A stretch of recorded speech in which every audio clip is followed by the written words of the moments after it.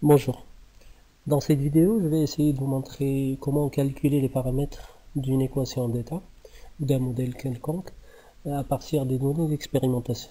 Donc vous avez une série de données et le but serait de calculer les paramètres d'un modèle prédéfini qui permettent de représenter de manière adéquate cette série d'expérimentations. Voilà. Donc on va essayer d'appliquer ceci sur une équation d'état type Van der Waals. Et puis on va essayer d'abord d'extraire les données d'un site spécialisé, données d'un fluide, pour qu'on puisse reproduire via l'équation d'état la courbe isotherme à une température bien déterminée de pression en fonction du volume molaire. Voilà. Donc je vais me rendre à NIST,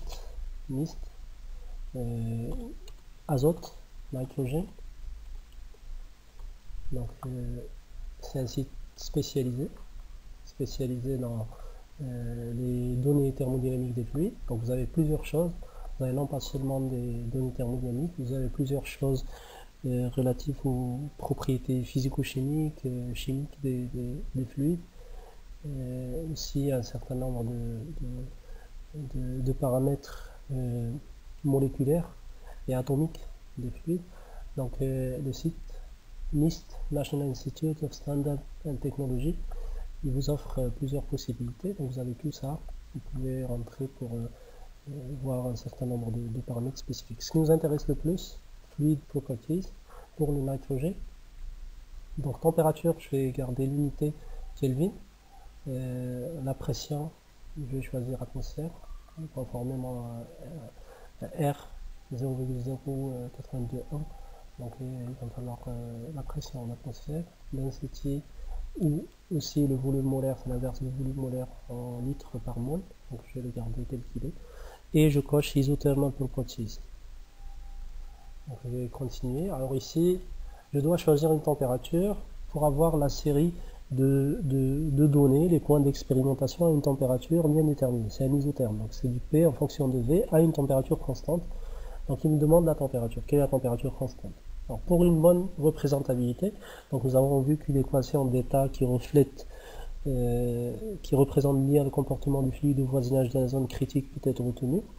Et par conséquent, donc, je vais choisir une température légèrement inférieure à la température critique, donc que je sais précédemment, que je connais. Donc effectivement, on pourrait la voir ensemble sur ce site juste après. Donc je vais choisir 125. 125, cela suppose que je connais la température critique. Donc la variation de pression commence de 1. Allez, on va aller jusqu'à environ 50, 60 bars. Donc on va mettre 60 bars. Et un incrément, bon, c'est pas très important, je mettrai 1. Après entrée, je vais aller à la page suivante. Donc ici, c'est d'ici où j'ai pu constater la température critique. Donc la température critique est de 126.1.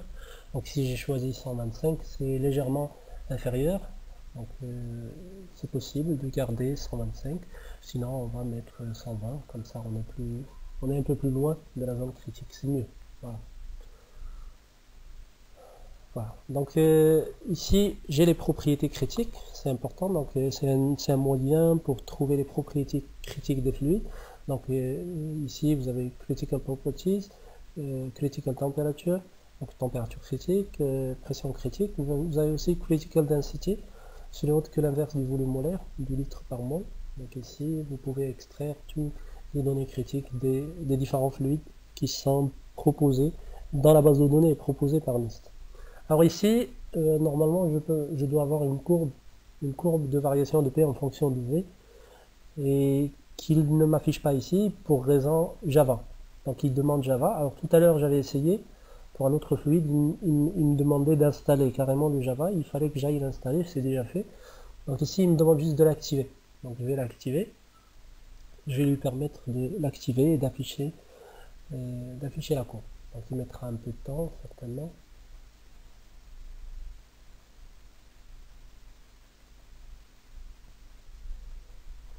Voilà, donc j'ai essayé d'activer le plugin, il me donne toujours une erreur relative à la sécurité, donc il me dit que l'application a été bloquée.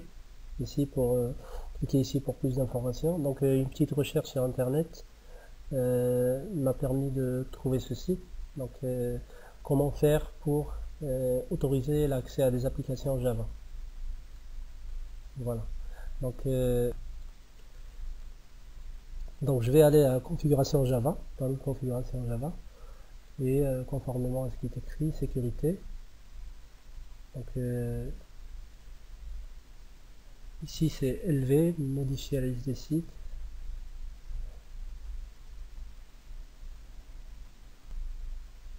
Donc ici j'ai activé le contenu Java dans le navigateur, voilà, puis appliquer. Et normalement ici ça devrait marcher.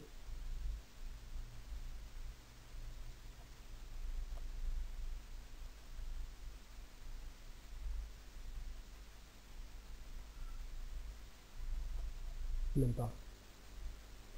Voilà, alors je me suis fréquenté un problème de sécurité, donc il me fait comprendre que je dois être administrateur de mon ordinateur, je dois absolument changer des choses dans le panneau de configuration. Alors j'ai passé à Internet Explorer et ça marche bien, donc il affiche directement Java sans demander aucune autorisation. Alors ici, j'ai le graphe dont je vous ai parlé. Alors graphe important, donc ici je vais choisir la pression. Donc bon, alors malheureusement ici la pression est en mégapascal, donc je vais faire un saut en arrière pour la changer. Donc pression atmosphère.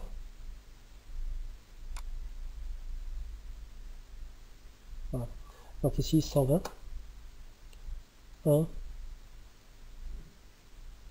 60 avec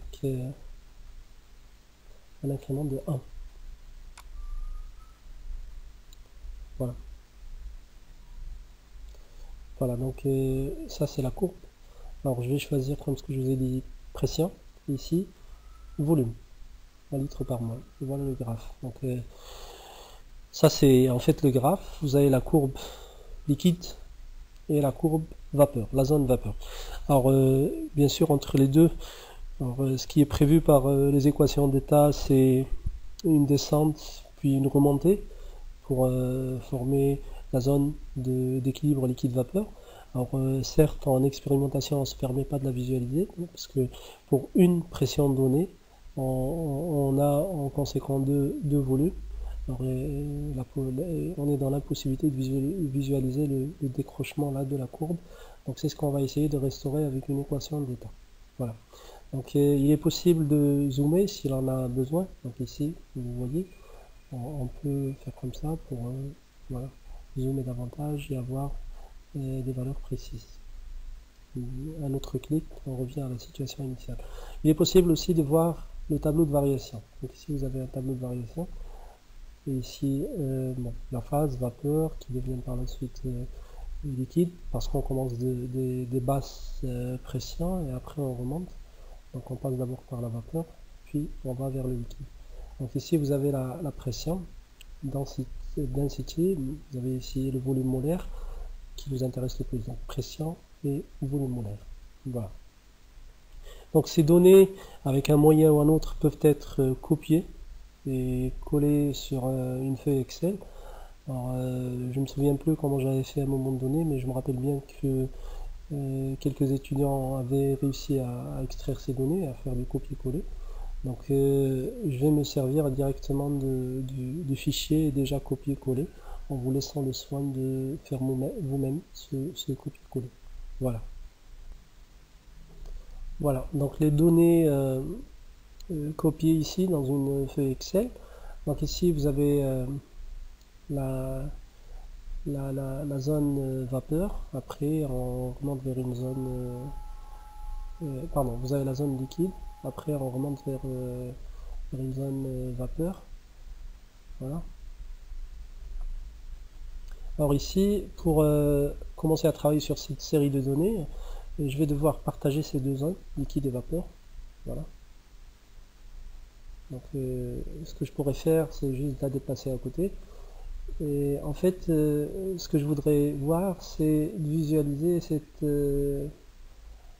variation de volume, qui normalement se doit de revenir à son état initial, parce que en fait la pression ne va pas varier, mais le volume, il y aura un décalage entre sa valeur à la fin de la dernière, on va dire de la dernière goutte liquide et l'apparition de la première gouttelette de vapeur. Donc ici il y a un décrochement, donc ça va alors en fait ce que je vais faire, je vais restaurer la variation de volume. Je vais juste calculer l'incrément du volume. Donc c'est les deux valeurs qui se succèdent, c'est en fait une valeur moins une autre. Voilà. Donc est-ce que c'est la même chose pour toutes les valeurs? Oui, effectivement. Donc ce que je vais faire, juste restaurer la variation de ce volume, vu que j'ai un ensemble de points discrets et que j'ai une discontinuité du volume, alors que j'ai une quasi-continuité de la pression. Donc vous voyez ici 30, 35, 30, je descends à 27. Par contre ici 0,07 et il y a un saut jusqu'à 0,15. Donc ce que je vais faire, je vais restaurer la variation du volume avec le même incrément jusqu'à ce que j'atteigne cette valeur. Voilà. Donc ici je vais la garder ici, donc égal, donc d'abord cette valeur, voilà. Sinon je vais commencer par voilà, la valeur 0, donc égal 0,073 0,17 plus cette valeur, voilà. Voilà. Donc ça, pour vérifier, d'accord, donc ça je vais la changer, hop, je vais mettre ça, voilà, et je vais fixer cette valeur, c'est possible de la fixer comme ça, voilà. Donc chaque fois c'est autre que la valeur d'avant plus l'incrément, et voilà, je vais varier tac tac jusqu'à ce que j'atteigne le 0,159. Donc c'est pas ici encore.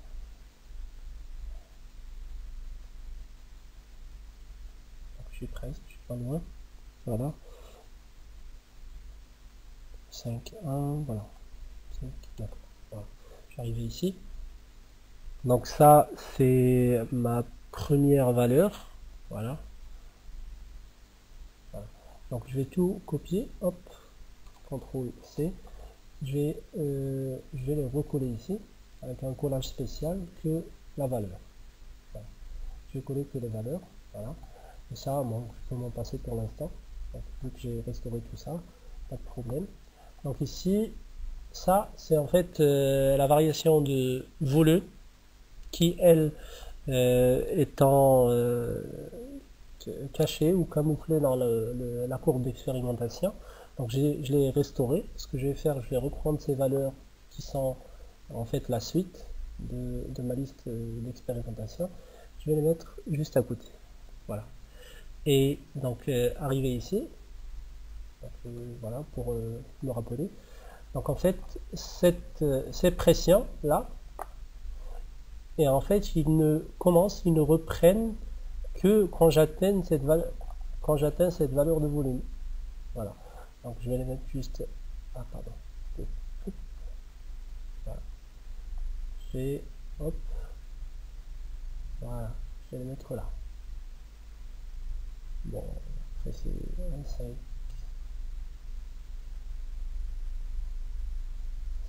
Voilà.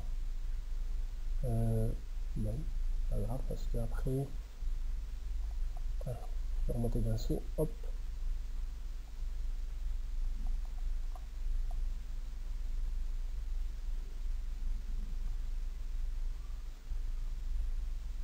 Bon, à la limite une valeur de moins, ça change pas grand chose. Voilà. Donc je reprends tout ça et je vais le mettre en ligne. Voilà. Donc ici, ce que j'ai en fait, c'est deux listes de valeurs, une liste de volume qui est voilà, qui est restaurée, qui est complétée en fait, et une liste de pression qui n'est pas complète. Donc là, parce que mon modèle devra, on va dire, se référer à la pression pour pouvoir comparer les deux courbes liquide et vapeur. Donc ici, ce que je peux faire pour l'instant, c'est de dissocier ces deux valeurs, tout en gardant le volume, parce que le volume est très important pour restaurer le volume, pour produire le volume, pour calculer le modèle pour calculer la pression modélisée dans cette zone qui est en fait la zone de saturation. Voilà. Donc je peux commencer par représenter graphiquement cette série de valeurs, ces deux séries de valeurs en fait. Voilà. Donc sélectionner les données, je vais ajouter des données.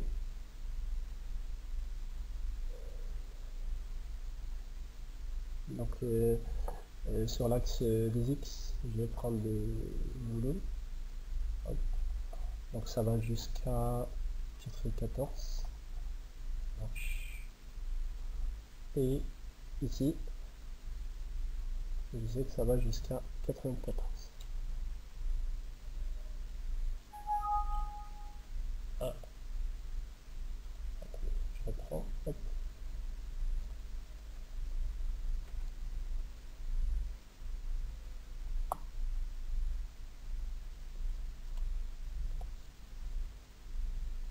Voilà. Ok. Voilà.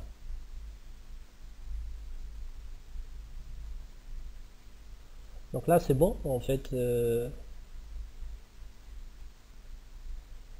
j'ai mes deux listes de valeurs. Donc voilà, ici pour les grands volumes, vous avez la courbe de vapeur. Et ici, vous avez la courbe de liquide. Voilà. Donc ce que je pourrais faire en fait, c'est modéliser cette tendance, cette variation, pour restaurer cette zone en fait de saturation d'une part, et d'autre part, bien représenter la courbe de liquide et la courbe de vapeur, cet isotherme, par un modèle d'équation d'état. Donc j'ai choisi un modèle simplifié, un modèle de Van der Waals qu'on connaît tous, donc P plus A sur V carré fois V moins B égale RT. Donc ici, je mettrai quand même quelques paramètres importants, par exemple le R que je vais devoir utiliser. Voilà, donc je mettrai le R 0,82,1 1121. C'est la valeur qui correspond au système unitaire que j'avais choisi. Je mettrai la température critique à titre indicatif. C'est la température qu'on avait visualisée tout à l'heure. Alors 128 si je me rappelle bien, 3, 2. Bon. Là, on viendra voir. 126,2. Voilà. 126,2. Ensuite, pression critique. Pression critique 33,5 atmosphères. Pression critique et c'est 33,5. Voilà. Donc ça c'est bon, une idée sur les coordonnées critiques. Et en fait ici, je vais calibrer ma P modèle. Donc ici modèle Van der Waals. Voilà. Alors, le modèle égal. Donc avant de calibrer le modèle, je vais rajouter la température de cet isotherme en fait, et 120 Kelvin. Donc ici je mets T, attendez, T entre parenthèses 4, et ici je mettrai la valeur 120. Voilà, parce que je vais me servir de cette cellule. Donc égal, donc P égale, ça sera R ça fois R en fait doit être fixé, donc $1 pour la fixer, fois T qui elle aussi est fixée, pour pas en fait quand on descendra, quand on calculera les valeurs qui vont suivre, on ne se déplacera pas sur la cellule de température et de R ne se déplaceront pas. Donc RT sur V moins, et ici il va me falloir le A et B devant d'avant, donc je vais le mettre à côté, moins A, moins B, pardon, et je vais fixer le B aussi.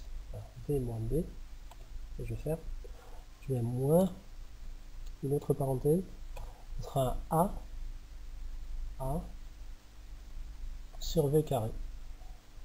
A aussi étant à fixer, hop, je fixe. Non. A sur V au carré. Voilà. Voilà. Je vais descendre un peu pour calculer, voilà, et je calcule des choses. Donc effectivement, quand je me déplace pas, que je ne me déplace que suivant le V, donc les paramètres sont fixés, T, R. Donc ici j'ai mon A, et ici j'ai mon B, mon donc ici le A entre parenthèses, intervalle, et le B aussi pareil, parenthèse, intervalle. Voilà. Alors ces valeurs, il faut absolument les incrémenter, donc les initier. Donc je prendrai pour le B par exemple une valeur très faible, donc très faible qui avoisine la plus petite valeur de volume extraite à partir d'expérimentation, donc ici 0,6 par exemple.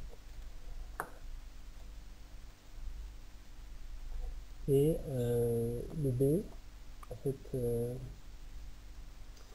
le B, je vais prendre une valeur qui elle aussi orientée par la valeur de A sur V carré. Donc A sur V carré ne devrait jamais excéder une des valeurs de pression, et notamment les plus petites pressions.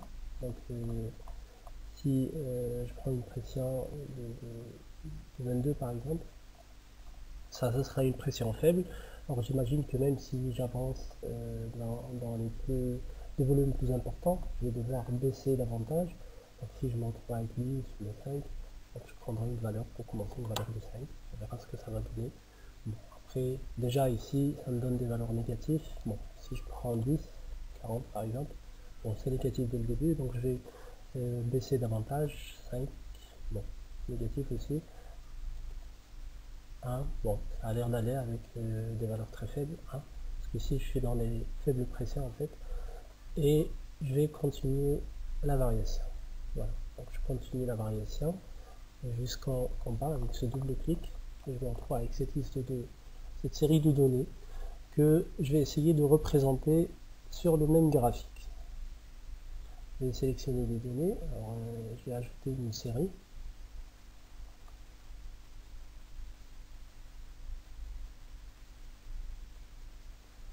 Donc ici, c'est le modèle en fait.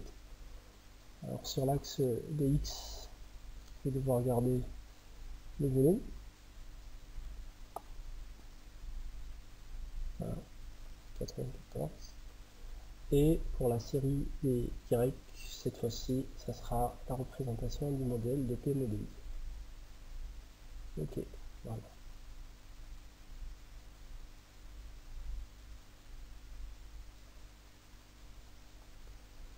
Alors ici, on voit bien que les courbes sont largement écartées. Alors si je m'éloigne davantage, bon, je m'éloigne de plus en plus, 5 par exemple.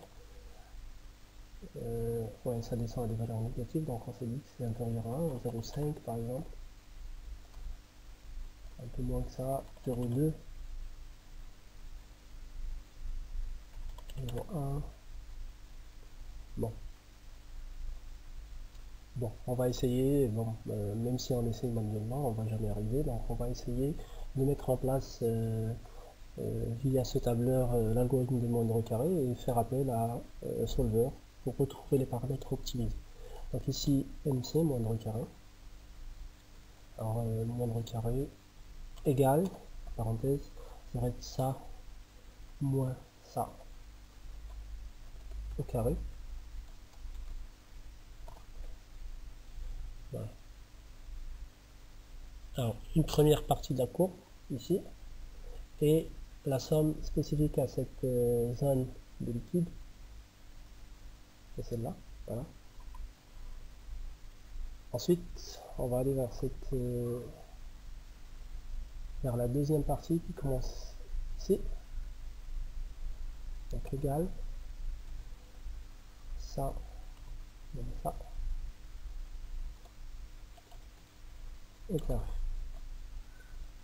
Hop. Et après la somme spécifique ici de cette zone qui commence ici et finit là.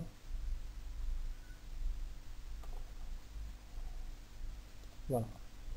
Donc cette somme, je peux la remonter un peu pour plus de visibilité. Je vais la mettre juste à côté. Donc il est possible de sommer les deux. Bon, pour moi, je vais les sommer ici, il n'y a pas de problème. Voilà.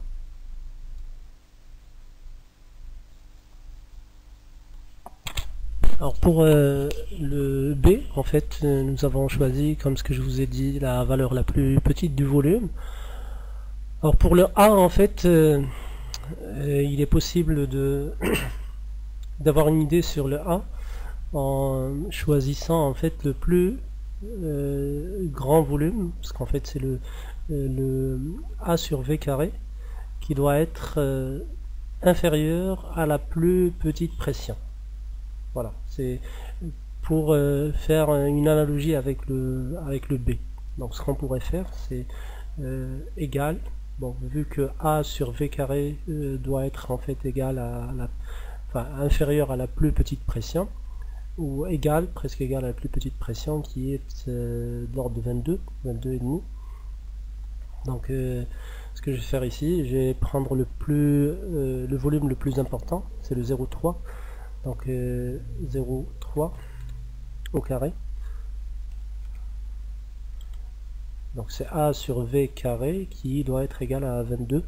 Donc le A doit être un peu au voisinage de 0,3 carré fois le 22 ou 22,5. Bon, environ 22. Voilà. Donc ça c'est une valeur qui peut être utilisée pour initier. Donc ici je mettrai 1.98. Donc les valeurs initiales sont très importantes du moment où ça permet au moins de partir sur des bonnes bases pour l'outil de calcul. Et là en fait à ce moment là on peut appeler solver. Donc cellule cible ou fonction objectif, c'est notre somme qui doit être minimale, et les valeurs, les cellules à varier sont les cellules A et B. Voilà. Alors résoudre. Voilà, ici je m'approche très bien et je suis presque à voilà, une tendance quasi identique. Donc effectivement l'azote est l'un des fluides qui peuvent être facilement représentés par l'équation de Van der Waals. Et voilà ces deux paramètres A et B qui eux peuvent facilement être recalculés à partir des données de points critiques, à partir de la pression critique et le volume critique. Voilà. Donc juste une petite vérification rapide. Donc le volume critique est le 1 sur 11.1. Donc si on se rappelle un peu des coordonnées critiques issues de la dérivation de l'équation de Van der Waals en fonction de A et B, le VC est égal à 3B pour le cas de Van der Waals, ce qui fait que le B vaut VC sur 3. Alors pour notre cas, le VC volume critique, qui est l'inverse de la densité, c'est 1 sur 11 environ. Donc cette valeur en fait divisée par 3 devra donner la valeur approximative, voilà, 0,030, ici 0,039. Donc la même chose, on peut aussi utiliser les coordonnées critiques pour retrouver le A de Van der Waals. Voilà. Donc arrivé à ce point, maintenant il est possible d'utiliser ces deux paramètres A et B pour reproduire la tendance de la variation de pression en fonction du volume pour plusieurs températures. Donc on peut consolider ces valeurs et en fait restaurer le fonctionnement, restaurer la variation de pression en fonction du volume pour plusieurs autres températures en utilisant le même modèle avec les mêmes paramètres. Voilà. Donc en fait ce que je vais faire, je vais récupérer ces données, juste ces données que j'avais étudiées, les données d'expérimentation et les données modélisées à 120. Je vais essayer de les déplacer, de les mettre à côté pour que je puisse les retravailler. Voilà. Donc ici 120 Kelvin, c'est la même ici, mais cette fois-ci modélisée. Donc ici je peux envisager des températures moindres, donc ici ce 120 moins 1, voilà, pour voir un peu la variation. Bon, c'est pas grave, on laissera 1. Voilà, 118. Voilà, et je peux aller un peu plus loin jusqu'à on va s'arrêter quand même à 110 environ.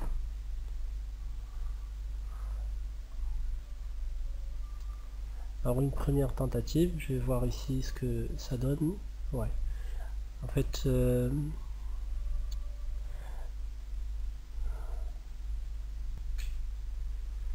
alors ici je vois bien que quelques cellules se sont déplacées en fait horizontalement. Je vais devoir les fixer aussi, donc je reviens ici et je vais essayer de fixer toutes les cellules qui ont déjà été fixées.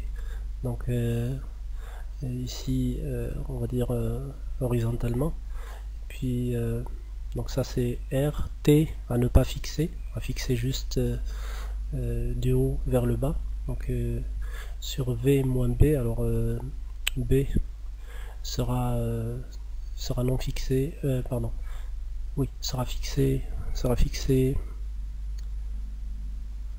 $ pour pas se déplacer de gauche à droite.